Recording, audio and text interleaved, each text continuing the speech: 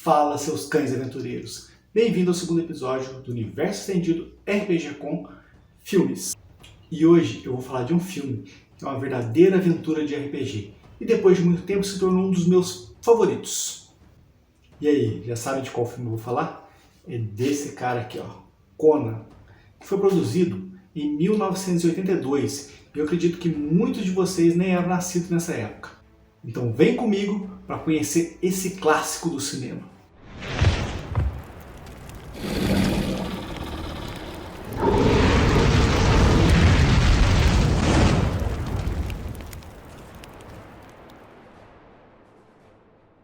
Durante muito tempo eu só era fã do filme Conan o Bárbaro. Não gostava muito do personagem dos quadrinhos e nem conhecia os livros. Mas hoje em dia eu me tornei um fã desse personagem. Sou leitor de livros, de quadrinhos e adoro esse filme que eu vou falar hoje para vocês. Sabe o que eu acho desse filme? Que na verdade ele é uma poesia, porque ele é um filme que sabe contar uma história perfeitamente. Afinal, é um filme com frases marcantes, cenários perfeitos, personagens cativantes, uma música que eu vou te dizer é uma das melhores do cinema que eu já vi. E ele é contado sem pressa, para você ir degustando esse filme aos poucos. E não é à toa que ele se tornou um clássico do cinema. John Milius e Oliver Stone, que são os criadores desse filme, souberam trazer Conan na medida certa para o cinema e encaixaram ele perfeitamente para a telona. E apesar de ser uma adaptação livre, que não segue nenhuma história criada por Robert Howard, esse filme ele consegue trazer uma essência de Conan muito bacana. E tem mais, se você pensar, os quadrinhos também são adaptações livres. Eles não trazem histórias exatamente iguais às que Robert Howard escreveu. E também, as histórias criadas por Robert Howard, o Conan, elas não seguem uma linearidade. Cada história mostra uma etapa de uma vida do Conan. É o Conan mercenário, é o Conan ladrão e é o Conan rei. Então, na verdade, o filme é só mais uma história de Conan criada nesse universo gigantesco da era iboriana. E o filme já começa com as suas frases de efeitos logo no início. Aqueles que não nos matam nos tornam mais fortes. Em seguida, a introdução com aquela espada sendo forjada, aquela voz de trovão do personagem que vai ser futuramente um mago, que é amigo do Conan, e que no futuro ele é o cronista do rei Conan, é de arrepiar.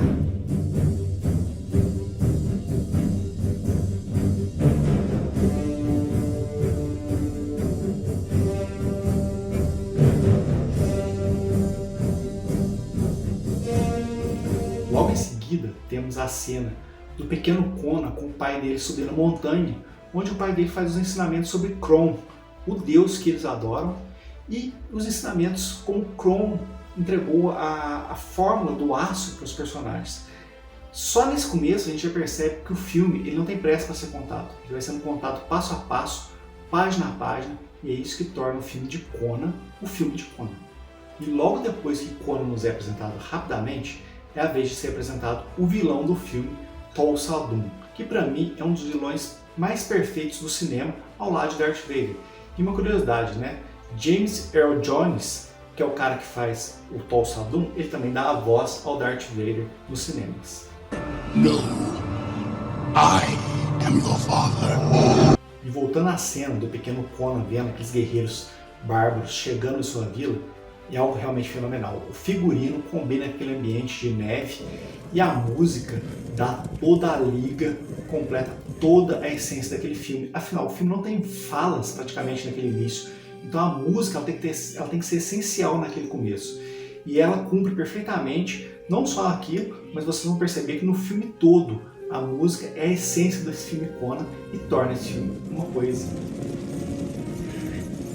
E a cena seguinte, que mostra Thol-Saldum chegando de frente para a mãe do Conan e o pequeno Conan, é assim, fenomenal. Thol-Sa está ali sereno, calmo, quase hipnótico, mostra a face dele bem de frente, assim, aquele olhar hipnótico. E ele parece que vai embora, vai deixar os dois ali em paz. Só que na verdade, enquanto ele está girando, ele termina com um giro cortando a cabeça da mãe do Conan na frente do pequeno Conan. E passou um carro do som na rua. Então voltando aqui, aquela cena é brutal, mostra que o filme já vai ser brutal, e ali a semente da vingança é plantada no coração de Conan, que é o que vai dar ritmo a todo o filme, desde esse primeiro ponto até o último ponto do filme. E se vocês perceberem, existe essa ligação de início e fim no filme que é fantástica. Então, gente, pra mim, essa é uma das cenas mais fodas que o cinema já produziu. Por quê? Você já consegue perceber o personagem principal, que é o Conan.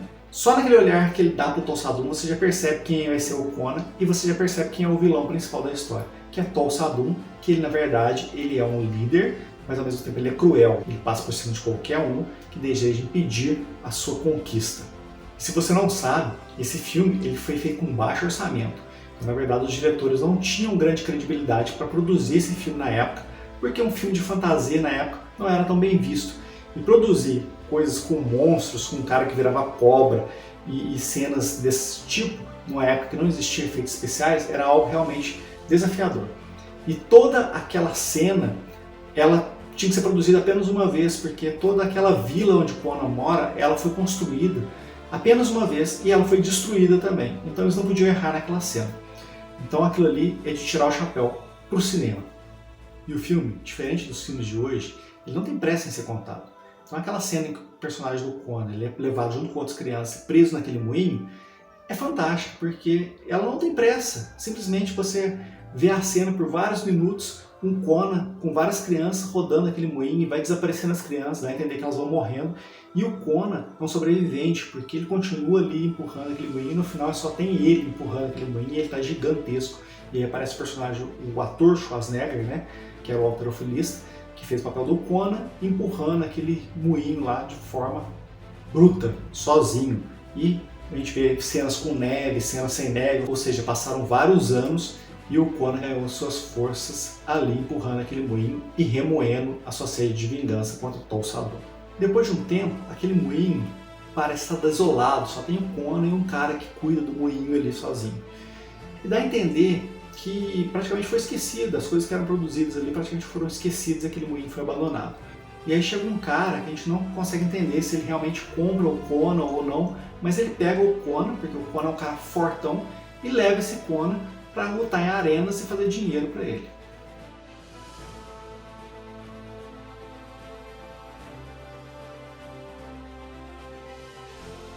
E aí, novamente eu falo que o filme não tem pressa em ser contado. Por quê? Você percebe que Conan, simplesmente um cara que rodava moinhos, ele começa a vencer nas arenas pequenas inicialmente, e com isso o seu captor começa a investir nele, ensinando técnicas de luta, técnicas de espada. Parece uma cena fantástica dele sendo levado para treinar com uma espécie de um samurai. Então a gente percebe que Conan ele evolui no seu combate na medida que ele evolui como um gladiador. Então ele começa a trazer vitórias para o seu captor e automaticamente o captor começa a lhe dar conhecimentos em combate. E é claro, nesse momento temos uma frase emblemática de Conan no filme, que o filme é cheio de frases emblemáticas. Então essa eu nem vou repetir, solta aí, direção. O que é melhor na vida? A planície aberta, um cavalo veloz, falcões em seu punho e o vento em seus cabelos. Errado! Conan, o que é melhor na vida? Esmagar os seus inimigos, vê-los fugir para sempre e ouvir o lamento de suas mulheres. Isso é bom! Isso é bom! E daí, logo na sequência, o dono do Conan acaba libertando ele. E a graça do filme é essa, a gente não sabe porque o cara libertou o Conan, já que o Conan trazia dinheiro para ele.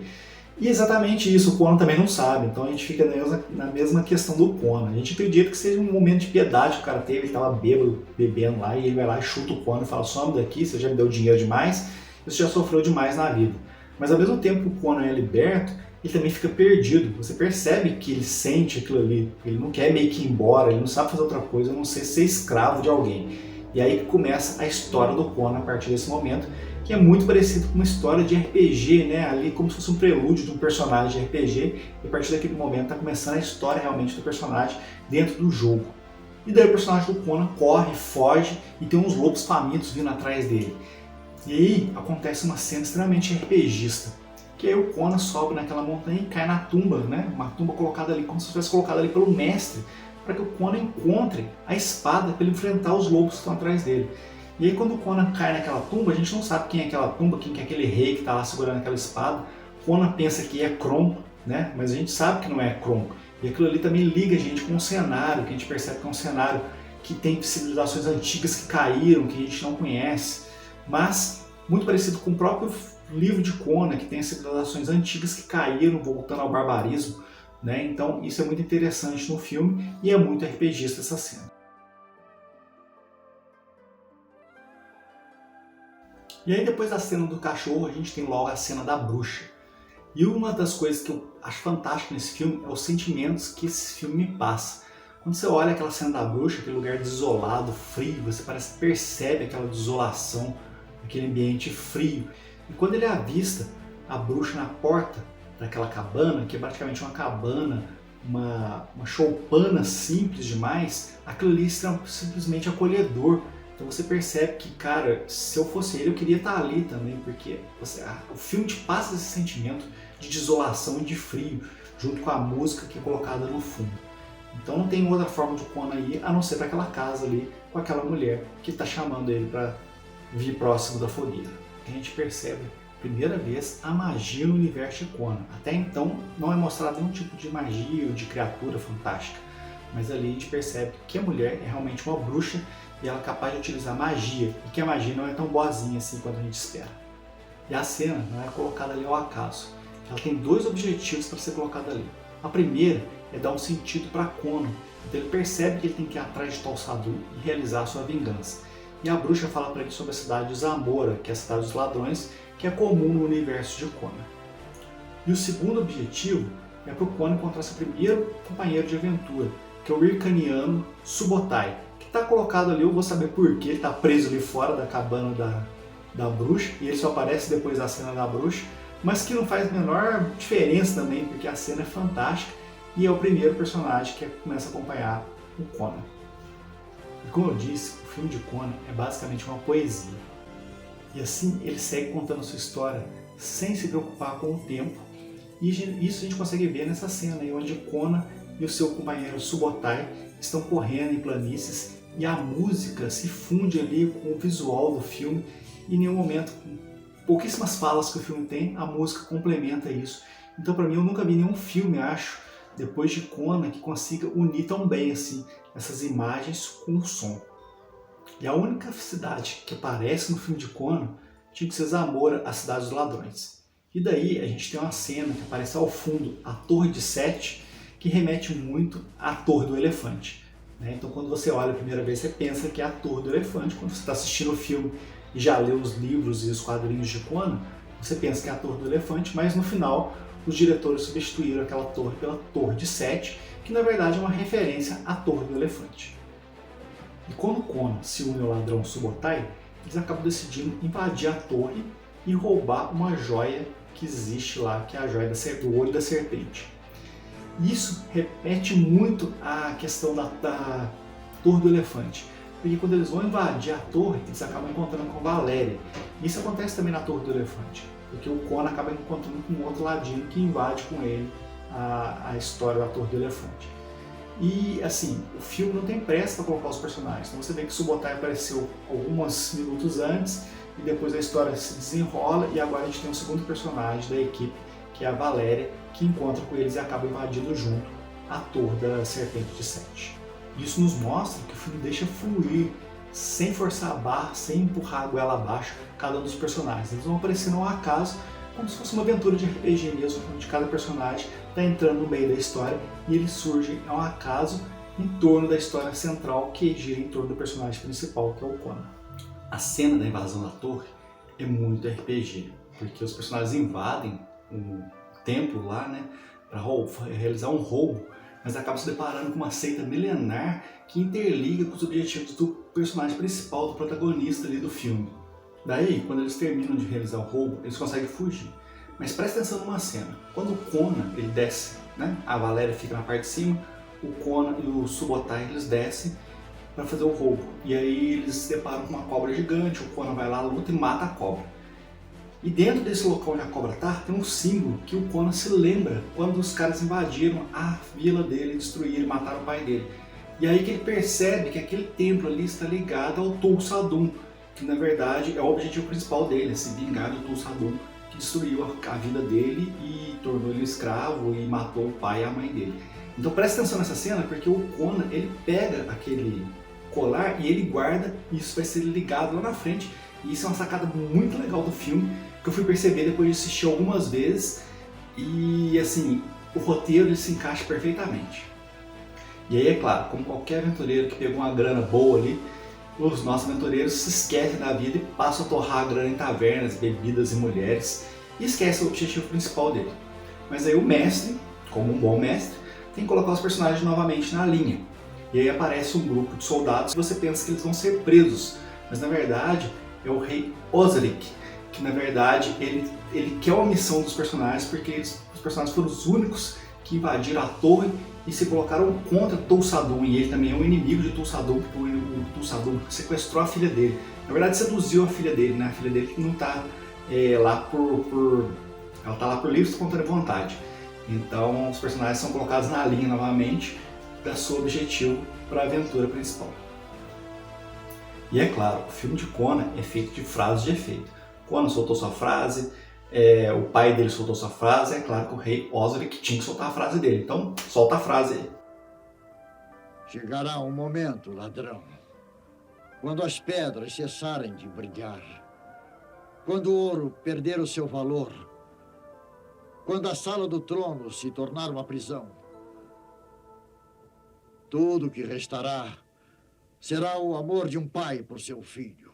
Logo depois que o rei Osric dá a missão para eles, o grupo parte e aí surge o quarto componente do grupo, que é o quarto personagem, que é o mago, que é um essencial para o grupo e é também o narrador da história. Mas enquanto os outros personagens têm objetivos de apenas entrar no templo e roubar a princesa, Conan já não pensa nisso, ele tem objetivos pessoais e o sede de vingança dele, que fala muito mais alto. E aí o filme mostra que Conan não é só músculos, então aquele estereótipo de que o bárbaro não tem inteligência é diferente para Conan. Conan tem perspicácia, né? Porque ele, quando ele vai invadir, ele parte sozinho para investigar melhor o templo de Tulsadum, e aí ele tem que infiltrar entre os sacerdotes ali. E aí ele utiliza um sacerdote que tem traços homossexuais, e aí ele acaba roubando a roupa desse sacerdote para infiltrar no meio deles ali. E aí temos a sacada do roteiro. Lembra que eu falei do medalhão lá do templo lá? Os personagens que o Conan pegou e levou? Então ele coloca aquele medalhão no pescoço e começa a exibir aquilo ali junto com o sacerdote, mostrar pra galera. E aí tem o mestre, né? O mestre olha aquela porcentagem de algum personagem reconhecer aquele medalhão. Afinal, o medalhão tá lá dentro do templo, junto com a serpente, que é uma cria de estimação lá do Tulsadum. E não é um medalhão qualquer. E aí, claro, alguém reconhece aquele medalhão. E a sacada do filme é isso, porque o Conan pegou isso aí lá atrás, ele usou aqui na frente, e aí alguém reconhece e simplesmente deixa o Conan ali seguir a vida dele, mas ele vai lá e conta para os generais do Tulsadum. E aí esses generais começam a procurar esse cara no meio do povo, o soldado vai lá e aponta ele e Conan é capturado. E é claro, quando o Conan é capturado, ele acaba interagindo novamente com o Tulsadum, que praticamente não reconhece ele, que é a única vez que viu ele quando ele era criança, mas ele praticamente, o Tulsadum não mudou nada, então o Conan sabe que é ele. E aí, como todos os personagens do filme têm que soltar a frase de efeito, Tulsadum faz uma frase espetacular, confere aí. Isso é poder! A força e o poder da carne. O que é o aço comparado à mão que o empunha? Veja a força no seu corpo. O desejo em seu coração. Eu lhe dei isto! E daí chega na cena clássica do filme, que é a cena de crucificação do Conan naquela árvore, em forma de X, né? Onde os urubus estão ali tentando comer ele vivo. E essa cena é baseada também num conto de Robert Howard. Então é uma das... A Torre do Elefante, né? Surgiu ali que era uma referência. E essa cena também que é uma referência dos contos originais de Conan. E Conan tá ali crucificado, quase morto, dá a entender que passaram dias, né? A boca dele tá ressecada, você vê aquele calor escaldante. Igual a cena da bruxa, você consegue sentir aquele calor. O filme é uma poesia, ele fica minutos ali mostrando pra você o Conan sofrendo e cansado e com sede. E aqueles urubus tentando comer o Conan vivo, ele vai e morde um urubu, a cena clássica assim, né? Ele mata o urubu com dente. E finalmente, você percebe quem que aparece lá na fundo, Subotai.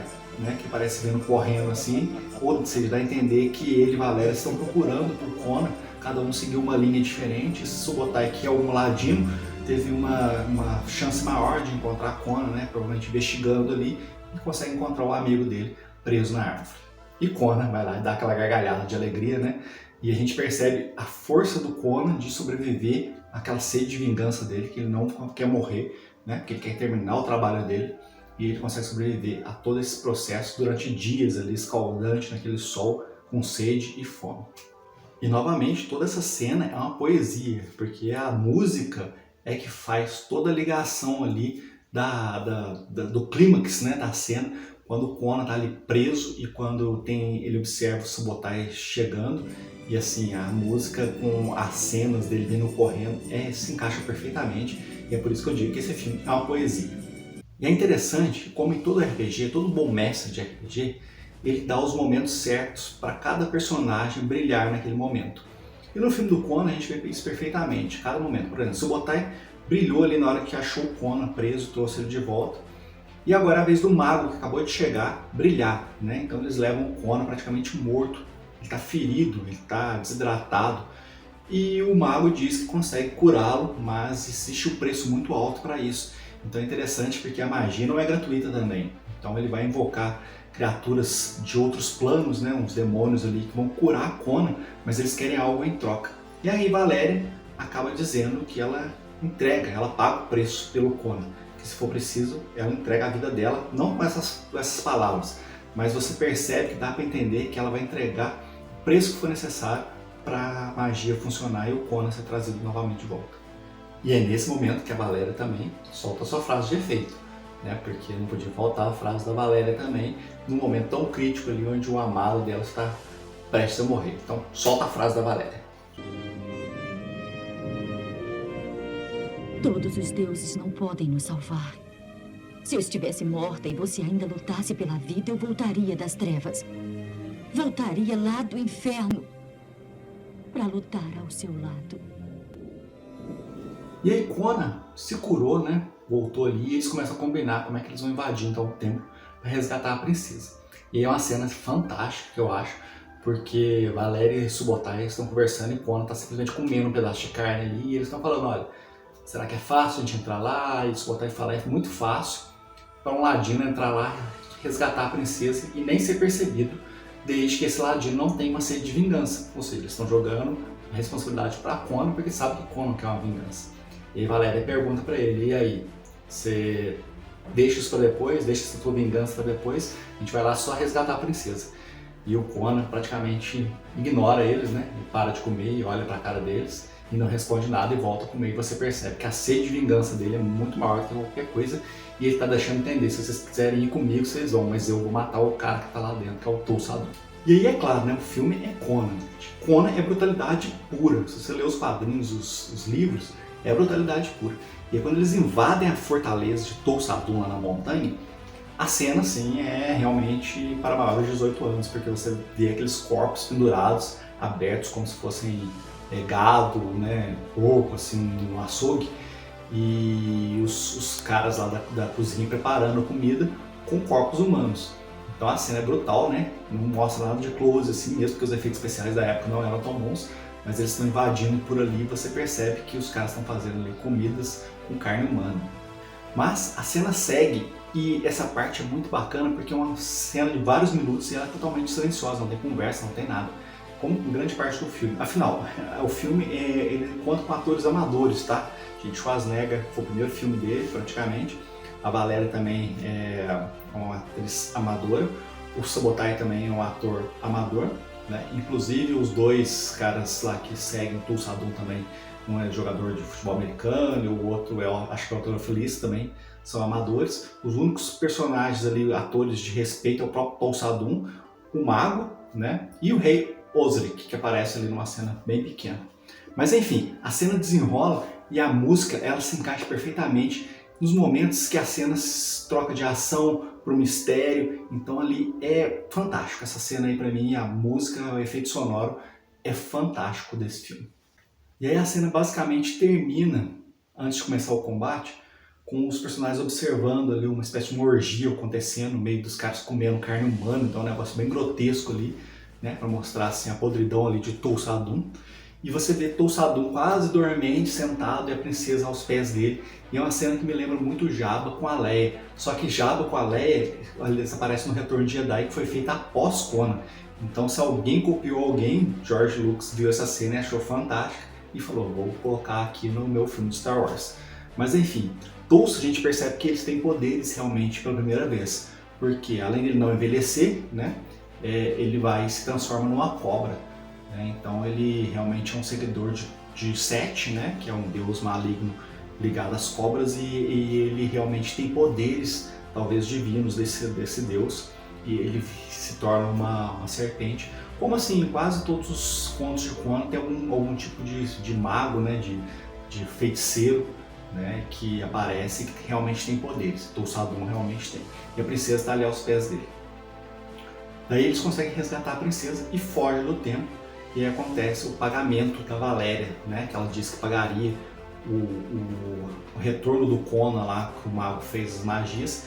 E aí o Tulsadum pega uma serpente, usa seus poderes, transforma ela numa flecha, dispara. E é claro que a serpente vai acertar quem? A Valéria. E a Valéria morre. E aí tem uma cena fantástica, que é a Valéria sendo queimada, e que Subotai solta a frase de efeito dele, que eu acho fantástica, porque o mago vira e pergunta pra ele, por que você chora? Aí ele fala, eu choro porque ele é Conan e ele não vai chorar.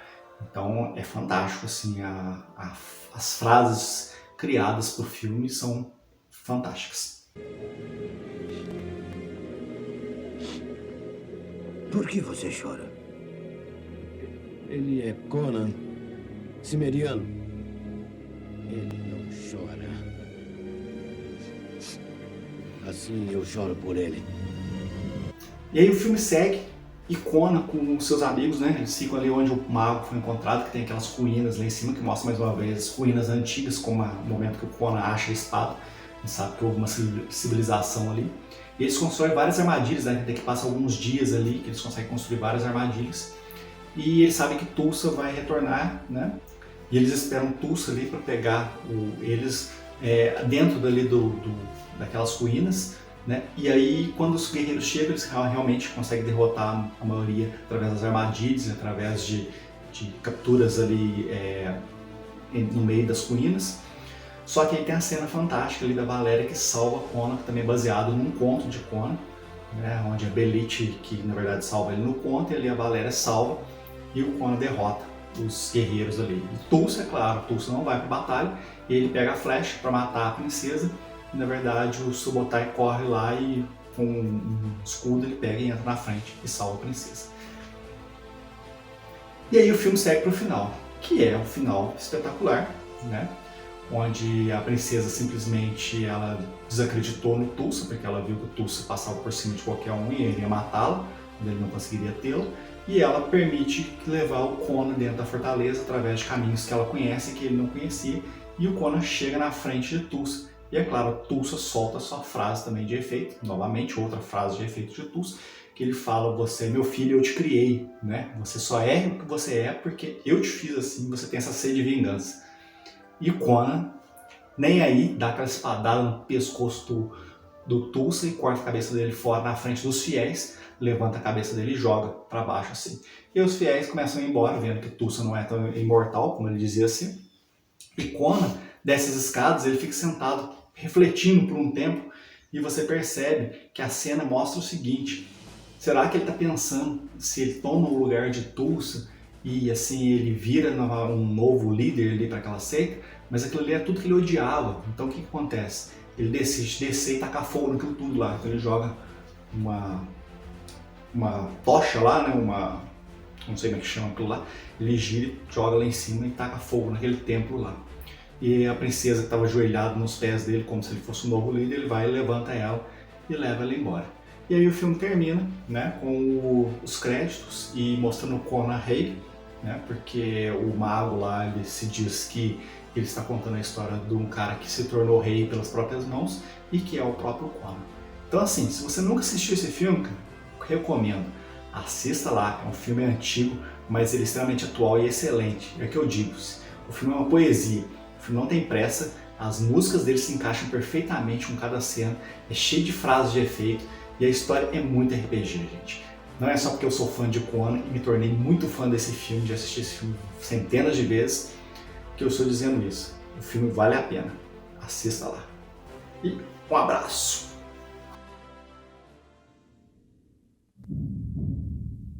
Assim, Conan levou a filha do rei Osric para a casa de seu pai. E não tendo mais preocupações, ele e seus companheiros buscaram aventuras no Ocidente.